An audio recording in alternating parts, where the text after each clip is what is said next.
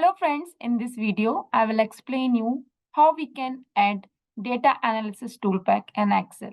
As we know, Excel is very important application which is used for the analysis of the data. There are various functions which are inbuilt like sum, average, standard deviation, variance, etc. Using these functions, we can do the analysis of the data. But what if we want to perform any kind of statistical test for testing any hypothesis like t-test, z-test, ANOVA, etc.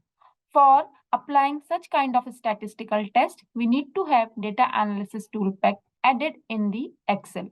So for that, I'll explain you the procedure. So friends, firstly, we need to go to the file menu. You need to click on the file menu. Once you will click on the file menu, here you need to go to the options. Here we are selecting the options. After that, we would be landed on Excel options dialog box. Here we need to select the add-ins from the left pane. After clicking on the add-ins, in few seconds, we will be able to see all the available add-ins in Excel. Now we need to go downwards and opposite to manage, we can find here Excel add-ins. Here we need to click on go. Once we will click on go, we would be able to see add-ins. Here under this particular add-ins, we need to click on the analysis ToolPak. That is the very first option. So we need to select this checkbox. And after that, we can press on OK. And friends, in few seconds, the data analysis ToolPak will be added in your Excel book. And where we can find that? So we need to go to the data menu.